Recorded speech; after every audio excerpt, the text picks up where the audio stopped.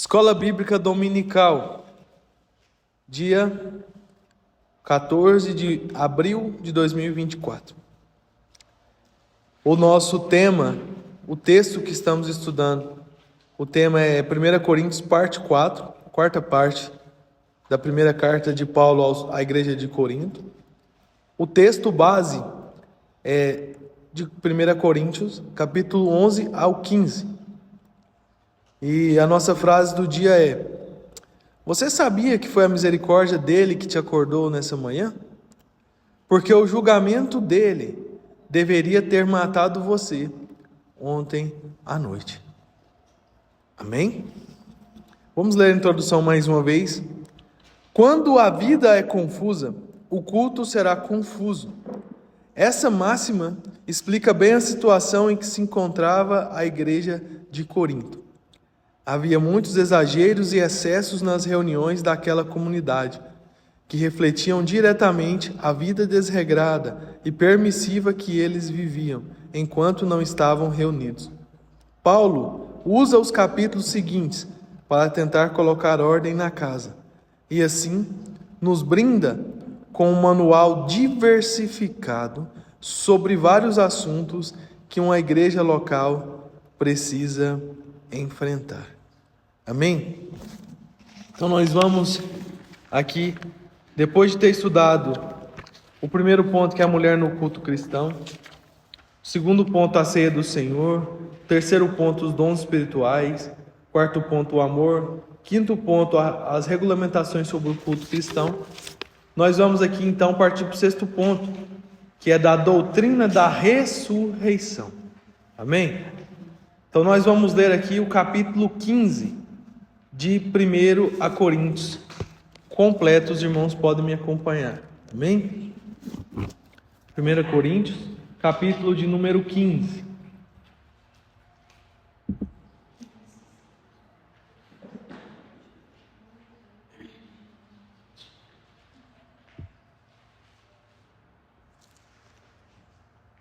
Além disso, irmãos, eu vos declaro o evangelho que vos tenho pregado, o qual também recebestes, e no qual também estáis firmes, pelo qual também sois salvos, se o guardardes na memória o que vos preguei, se não crestes em vão. Porque eu vos entreguei primeiramente o que também recebi, que Cristo morreu por nossos pecados, de acordo com as Escrituras, e que foi sepultado, e que ele ressuscitou ao terceiro dia, de acordo com as Escrituras, e que ele foi visto por Cefas, e então pelos 12. Após isto, ele foi visto por cerca de 500 irmãos, de uma vez, dos quais grande parte permanece até agora, mas alguns já dormem. Após isto, ele foi visto por Tiago, então por todos os apóstolos. E por último de todos, ele também foi visto por mim, como alguém nascido fora do tempo devido. Porque eu sou o menor dos apóstolos, que não sou digno para ser chamado apóstolo, porque eu persegui a igreja de Deus. Mas pela graça de Deus, sou o que sou. E a sua graça que me foi concedida a mim, não foi em vão. Mas eu trabalhei muito mais do que todos eles. Todavia não eu, mas a graça de Deus que está comigo. Portanto, quer seja eu ou eles, assim nós pregamos, e assim tendes crido. Ora, embora se pregue que Cristo ressuscitou dos mortos, como dizem alguns dentre vós, que não há ressurreição de mortos? Mas se não há ressurreição de mortos, então Cristo não ressuscitou. E se Cristo não ressuscitou, então é vã a nossa pregação, e também é vã a vossa fé. Sim, e somos considerados como falsas testemunhas de Deus, pois testificamos de Deus que ressuscitou a Cristo, ao qual ele não ressuscitou, se é que os mortos não ressuscitam. Por quê? Se os mortos não ressuscitam, então Cristo não ressuscitou. E se Cristo não ressuscitou, a vossa fé é vã, e ainda estáis nos vossos pecados. E também os que dormiram em Cristo pereceram.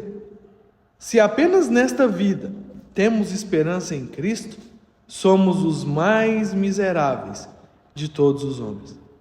Mas agora é Cristo ressuscitado dos mortos, tornando-se as primícias dos que dormem. Pois desde que a morte veio por um homem, também por um homem veio a ressurreição dos mortos. Porque, assim como em Adão todos morrem, igualmente também em Cristo todos serão vivificados. Mas cada homem em sua própria ordem. Cristo, as primícias, depois os que são de Cristo na sua vinda.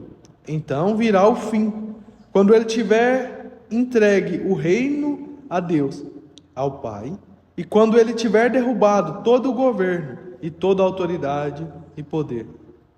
Porque ele deverá reinar até que tenha colocado todos os inimigos debaixo de seus pés. O último inimigo que será destruído é a morte, porque ele colocou todas as coisas debaixo de seus pés. Mas quando ele diz que todas as coisas lhe estão sujeitas, está claro que exclui-se aquele que colocou todas as coisas sob ele. E quando todas as coisas lhe estiverem sujeitas, então o mesmo Filho também se sujeitará àquele que todas as coisas lhe sujeitou, para que Deus possa ser tudo em todos. Do contrário, o que farão os que são batizados pelos mortos? Se de modo algum os mortos ressuscitam, por que então eles são batizados pelos mortos? E por que estamos nós em perigo a toda hora? Eu protesto pela alegria que eu tenho em Cristo Jesus, Senhor nosso, cada dia morro. Se da maneira do homem eu lutei contra animais em Éfeso, que vantagem tenho se os mortos não são ressuscitados? Comamos e bebamos, pois amanhã morreremos. Não se engane, as comunicações malignas corrompem as boas maneiras. Despertai para a justiça e não pequeis, porque alguns não têm o conhecimento de Deus. Eu falo isso para a vossa vergonha.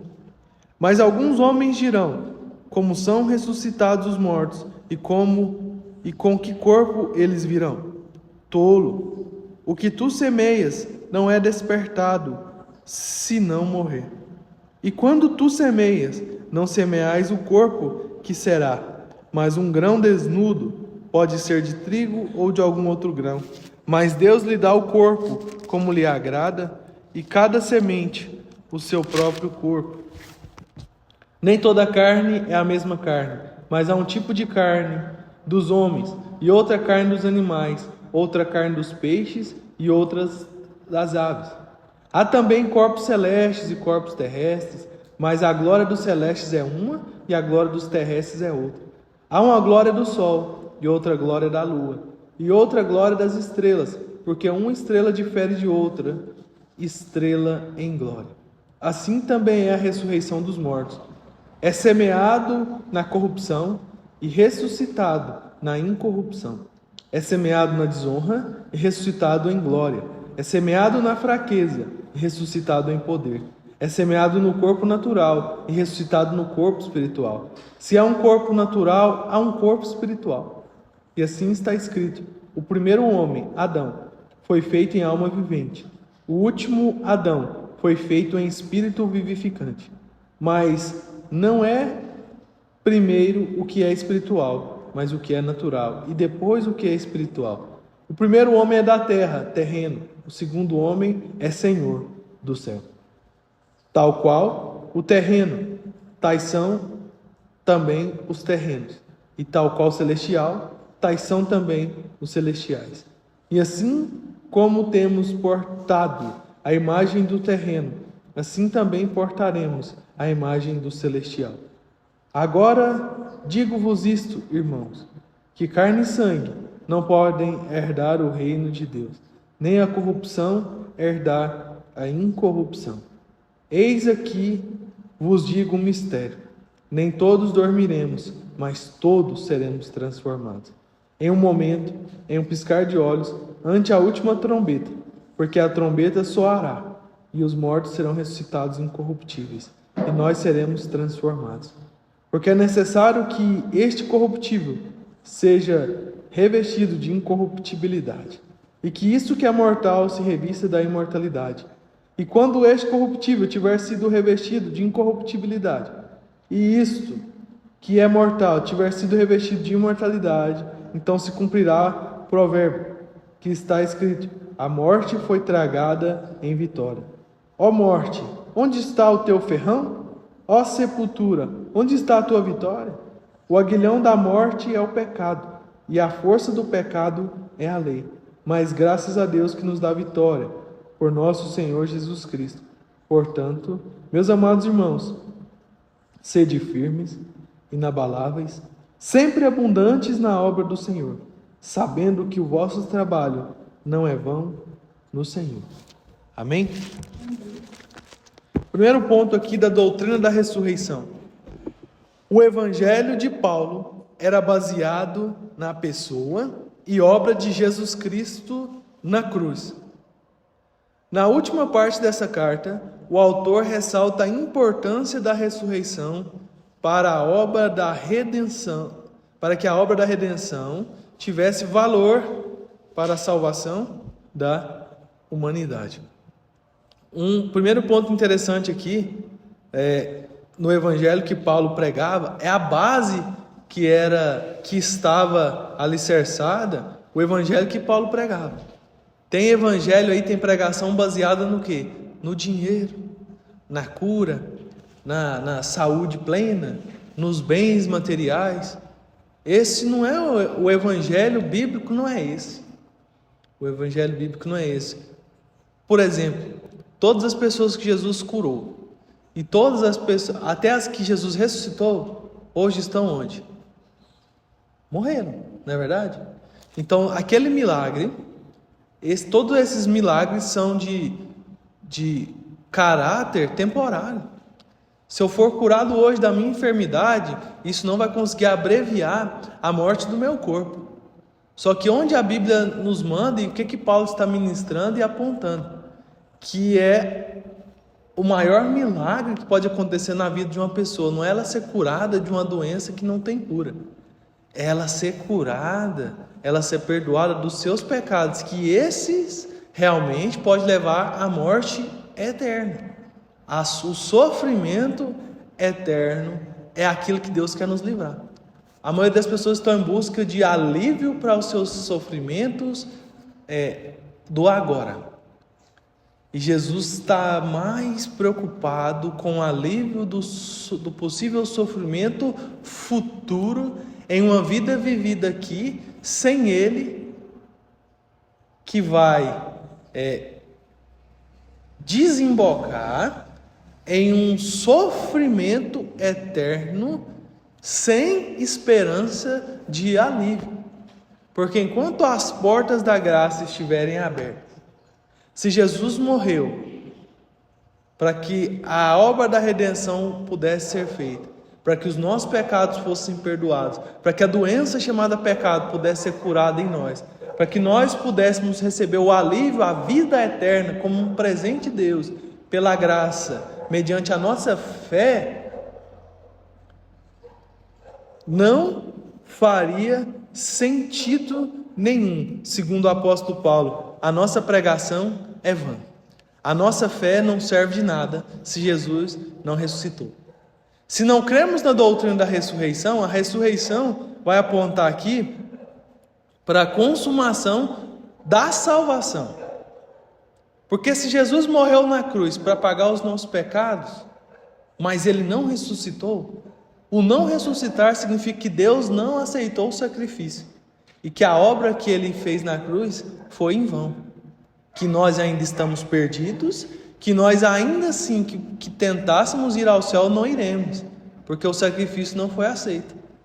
Então, quando o problema da ressurreição estava acontecendo na igreja de Corinto, Paulo estava mostrando para eles que se eles não crescem na ressurreição, a fé que eles tinham, a crença que eles tinham em Jesus era à toa, era inútil, porque o que carimbava, o que afirmava a obra da salvação, A obra da redenção, do perdão dos pecados e da salvação era justamente a ressurreição de Jesus. A ressurreição de Jesus como primícia. Ele foi o primeiro dos que ressuscitaram, para que depois dele nós, os que cremos, pudéssemos ser ressuscitados na sua vinda. Então, essa doutrina é fundamental, porque se Jesus não ressuscitou, nenhum de nós ressuscitaremos. Então, Paulo, novamente, estava corrigindo essa visão daqueles irmãos. Porque na visão natural, qual era a visão? Até hoje eu não vi nenhum morto, até então. Morrer, ser sepultado e ressuscitar, não como Lázaro. Lázaro morreu depois e foi sepultado de novo. Só que Jesus não. Ele ressuscita, é visto aqui pelos seus discípulos, pelos mais de 500 testemunhas, segundo a palavra, e depois ele ascende ao céu. Ele tem a sua ascensão. Ele não falece de novo. Ele vive. Ele continua vivo. Então a morte foi derrotada. Onde está a morte, a tua vitória? Onde está a morte, o teu aguilhão? Então a ressurreição de Jesus mostra para nós e traz uma esperança viva. Não é esperança aqui, não como a título de ofensa, mas a título de exemplo. Não é a esperança do espiritismo no Allan Kardec, que é o líder que morreu. Não é a esperança daquela religião que tem o profeta Maomé, o Deus Alá. Esses homens foram importantes para essas religiões, mas que morreram e nunca ressuscitaram. Só o cristianismo tem um Salvador ressurreto. Um Salvador que há mais de 2000 anos vive sobrenaturalmente sendo Deus. E nós temos essa esperança que é viva. Nós temos um Salvador que ressuscita e eles tocam no seu corpo. E é onde a palavra diz que os nossos corpos corruptíveis, esse corpo nosso que machuca, que adoece, que sofre, será ressuscitado, glorificado, incorruptível, unido ao nosso espírito para viver em glória no céu. Esse corpo que tanto a gente sofre dores, tanto a gente sofre sentimentos, alegrias, tristezas. A Bíblia diz que Deus enxugará dos olhos toda lágrima. Por quê? Porque um corpo glorificado não vai sofrer mais essa ação. Um corpo glorificado, então, vai ser um corpo perfeito, à semelhança do corpo de Jesus. Que tudo sofreu, tudo padeceu, que morreu, mas ressuscitou, agora em glória. Agora em glória. E vai voltar para ressuscitar os que morreram, levar com ele aqueles que ainda estiverem vivos e glorificar os seus corpos. Então, aquilo que é corruptível se revestirá de incorruptibilidade. O prefixo in quer dizer não corrupto, incapaz de sofrer corrupção, de pecar, de adoecer, de morrer. Um corpo, então, perfeito.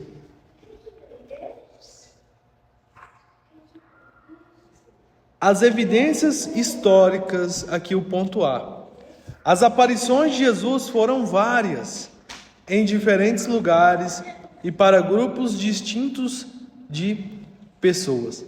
Ainda havia o encontro pessoal do próprio apóstolo, que outrora perseguia a Jesus como se ele fosse uma farsa, e que se encontrou com ele no caminho de Damasco.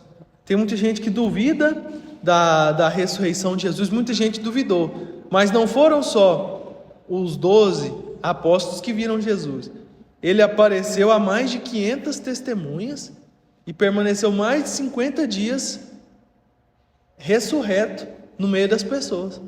Então aquilo que Tomé fez, de tocar nas chagas, de duvidar, mas Jesus falou, toca, aconteceu com muitas pessoas, possivelmente, porque era um fato realmente sobrenatural, mas Jesus permaneceu ali para provar para quem quisesse que ele tinha ressuscitado. Isso causou então um grande alvoroço. São evidências históricas que ele apareceu. Paulo aqui, ele cita que alguns que presenciaram a ressurreição de Jesus, viram Jesus ressuscitado, ainda estavam vivos. Embora muitos aí já dormem, que é uma palavra para diminuir o efeito de uma palavra dura que é a morte, se chama eufemismo. Ao invés de falar que morreu, eu falo que dorme no Senhor, é para usar uma palavra mais leve, para uma coisa muito séria. Então Paulo falava que alguns já dormem, mas outros ainda estão vivos.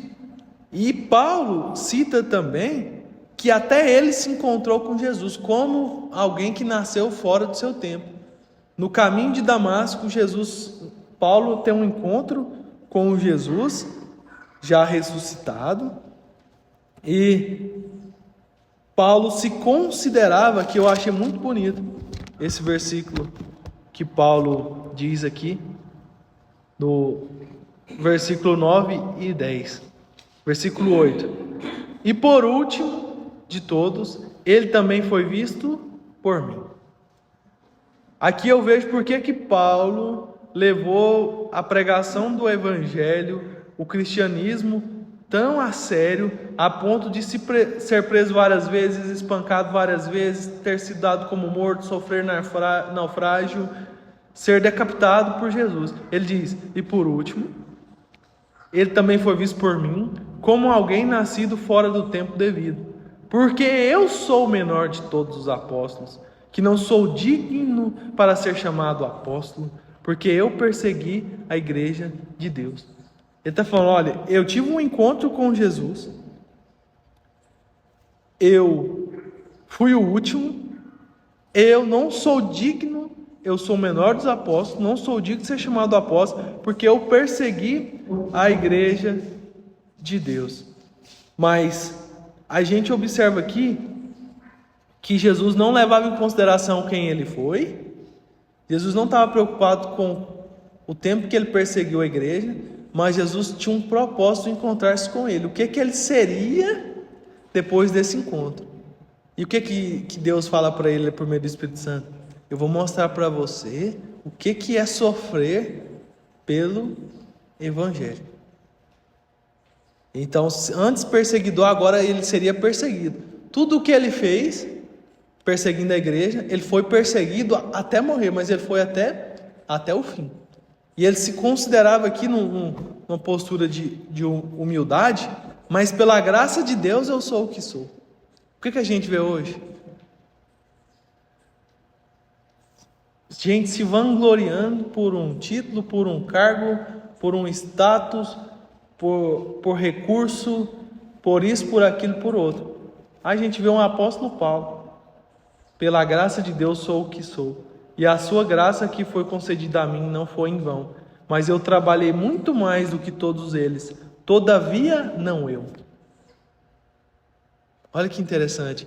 Mas a graça de Deus que está comigo. Ele não se considerava nenhum momento importante. E ele não falava que era o esforço dele. Eu trabalhei mais do que todos, mas não eu, mas a graça de Deus que está comigo. Então, se não for a misericórdia de Deus, se isso aqui não tiver claro no nosso entendimento, a chance da gente se vangloriar é muito grande. Então a gente observa aqui o apóstolo Paulo nos dando lições aqui para a nossa própria vida. Tem gente que vai falar, irmão se acha, quer fazer tudo, a irmã quer fazer tudo, quer participar de tudo. Se conhecesse, irmão, vamos tomar um copo d'água, deixa eu te entender. Vai entender o quê? Eu estou trabalhando muito, mas não eu, mas a graça de Deus que está comigo. Eu não estou querendo fazer para parecer. É porque é tanta graça, é tanta misericórdia. Eu sou tão indigno que essa oportunidade eu não vou perder. Essa chance que Deus me dá de servir a Ele, mesmo contrariando tudo e todos, eu não vou deixar perder. Eu não estou querendo aparecer, não sou eu quem faz. Eu sei que tem o contrário de gente que faz, gente que se não for eu não acontece, gente que acha que a excelência de tudo que é feito é por causa dele ou dela, mas o conselho bíblico e o exemplo do apóstolo Paulo nos torna humildes. É aquilo que João disse em o Evangelho de João 3,30, que ele cresça e eu diminua. Eu não sou ninguém. Eu não sou ninguém. A influência do pensamento grego estava levando os coríntios a negar que Cristo tivesse ressuscitado corporalmente. Essa filosofia era frontalmente contrária à mensagem do Evangelho e afeta diretamente a esperança do crente. A gente tem estudado. A igreja de Corinto estava inserida num contexto greco-romano, de gregos e romanos. Então, a Grécia era detentora da sabedoria, da filosofia, da inteligência, e Roma era detentora do poder militar, das armas, dos exércitos, do governo. E a igreja de Corinto estava ali no meio. Quando Paulo e o pensamento grego era que não existia essa ressurreição literal do corpo. Era impossível, dentro do racionalismo grego, que isso acontecesse. O racionalismo grego pensava de forma racional. Pensando aqui com os pés no chão, é impossível alguém morrer, ser sepultado, ficar 4 dias sepultado, depois aparecer do nada, vivo, com veste de glória, vivendo. Isso é irracional. Tudo que não cabe no intelecto humano, os gregos diziam que era impossível. E o Evangelho, ele contraria o racionalismo. A fé é um desafio a viver pelo que cremos e não pelo que vemos. E o racionalismo e o pensamento grego era o quê? Nós só cremos naquilo que vemos. Nós só acreditamos naquilo que nós podemos provar, naquilo que pode ser raciocinado, naquilo que pode ser lógico, naquilo que pode ser calculado. Isso aí não cabe no nosso pensamento grego. E como a igreja estava ali dentro, a igreja começou a olhar e falou: pensando pelo lado racional, esse homem aí não ressuscitou não. Pensando pelo lado racional, essa esperança aí deles, que esse homem que morreu vai voltar a buscar eles, vai salvar eles, isso aí é impossível. Então Paulo batia de frente com esse pensamento, com essa filosofia que era contrária à mensagem do Evangelho. A mensagem do Evangelho que é baseada no quê? Na ressurreição de Jesus. Porque se Jesus não ressuscitou, nós estamos perdidos. Mas se ele ressuscitou, nós estamos salvos. Se nós não cremos que ele ressuscitou, nós estamos perdidos. Mas se nós cremos, nós estamos salvos.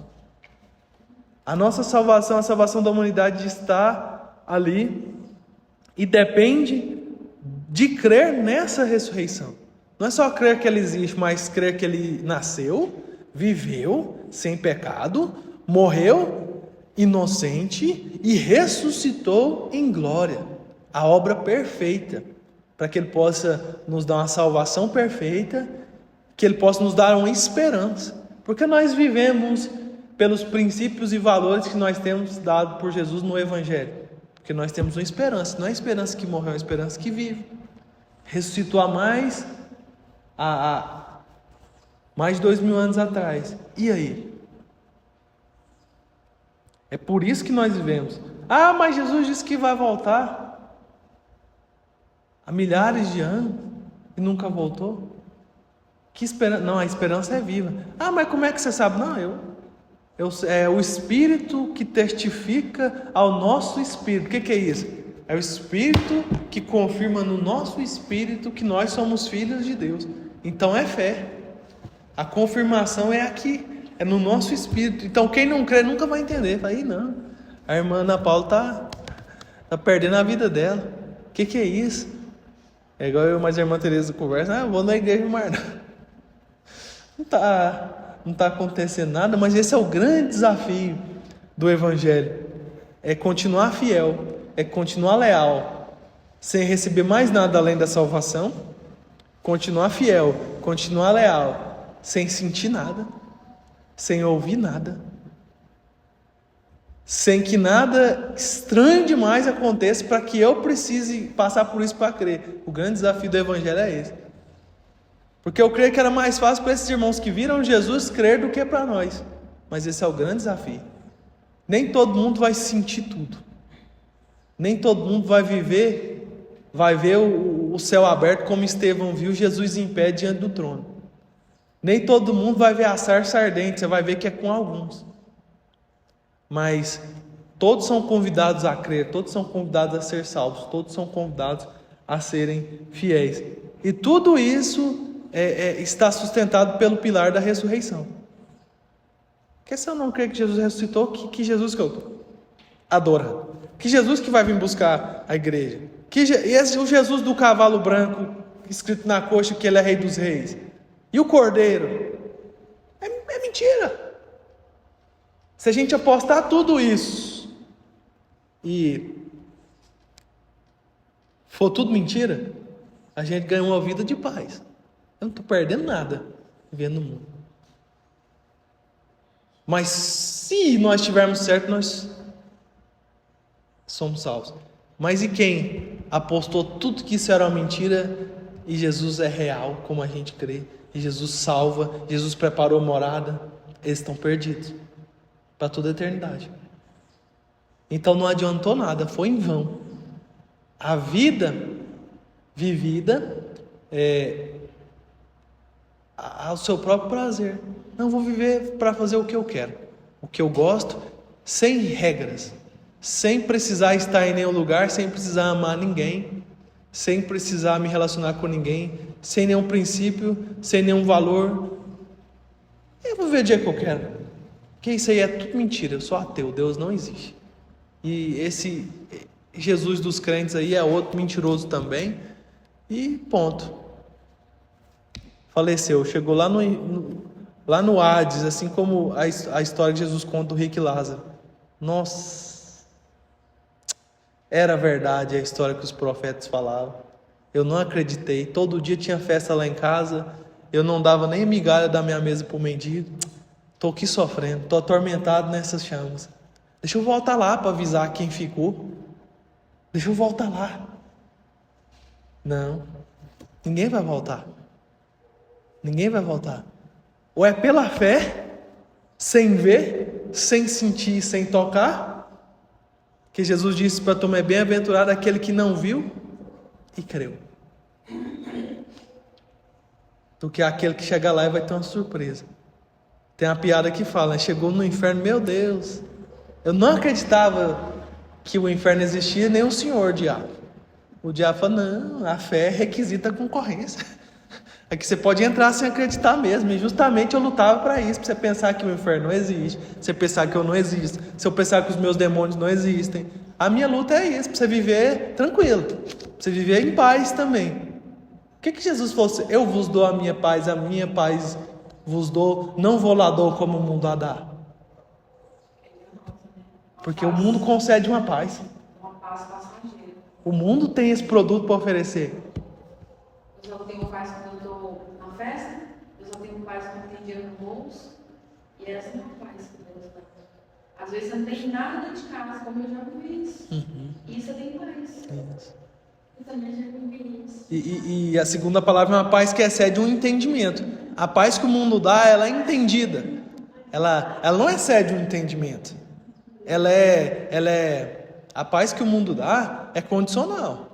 Ela não excede o entendimento. Por que a paz que Deus dá excede o entendimento? Porque no meio da tempestade os discípulos tinham paz. Jesus mandou acalmar.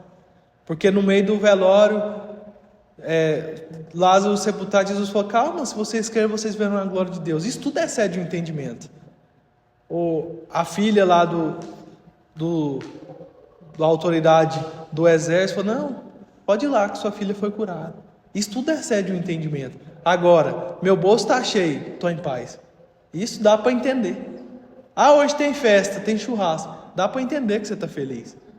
Está todo mundo saudável, dá para entender que você está em paz. Agora eu quero ver essa paz quando não tiver nada disso. Isso é exceder o entendimento. Então Jesus deixa claro que o mundo dá uma paz. Mas a paz que ele dá excede o entendimento. E isso o mundo não vai entender. O mundo não vai entender. Jesus Cristo de fato ressuscitou. Este glorioso fato é distintivo do cristianismo, cuja glória é uma cruz vazia e um túmulo aberto. A glória do cristianismo, protestante principalmente, Não tem problema nenhum, falando de simbologia, você usar um crucifixo. Portanto, no entanto, que ele esteja vazio. Que nós pregamos uma cruz vazia, segundo aqui, um túmulo aberto. Ele não está na cruz, ele não está no túmulo, ele está no trono. Chega a me arrepiar. Ele está no trono. É isso, é a glória do cristianismo, é a glória do evangelho. Tem até uma música que diz: não está na cruz, não está no túmulo, ele ressuscitou. Então, um túmulo aberto. Ele se tornou assim, as primícias dos que dormem. Dormir aqui é eufemismo, eu ensinei. As primícias dos que morreram. Ele foi o primeiro, a primícia. Olha, depois de mim está comprovado que é capaz, eu vos ressuscitarei. Quem come da minha carne e bebe do meu sangue permanece em mim, e eu nele, e eu o ressuscitarei no último dia. Promessa. Quer promessa melhor que essa? Eu falo igual o salmista: se for preciso, me dá só o suficiente para eu sobreviver, até os dias que o Senhor quiser me levar, porque o melhor o Senhor já me deu. Não é esse evangelho que, se Jesus não me abençoar, Ele não é Deus. Se as coisas não estiverem dando tudo certo para mim, Deus não existe. Isso aí não é evangelho. Isso não é evangelho. Uma referência aos primeiros frutos colhidos pelo israelita e consagrados a Deus. Lá em Levítico 23, 9, 14. Jesus está em tudo. Nós temos que ler Números, Levítico, o Antigo Testamento, observando onde que está Jesus aqui. Aqui no Antigo Testamento mostra que Ele morreu e ressuscitou como primícias dos que dormem. Todo o primeiro fruto da colheita era levado ao sacerdote, apresentado a Deus e depois servido às pessoas que ofereceram aquele sacrifício de primícias. Era a oferta movida diante do altar. Era apresentada, movida diante do altar, uma parte para o sacerdote e outra parte devolvida a quem ofertou. Era uma oferta de movimento. Isso está mostrando para quem? Apontando para onde? Jesus. Ele foi morto, foi apresentado e depois ele foi dado em nosso favor. Essa prática representava exatamente a garantia de que em breve o restante da safra seria colhido. Quem é esse restante da safra? Nós. Quem é a primícia da colheita? Jesus.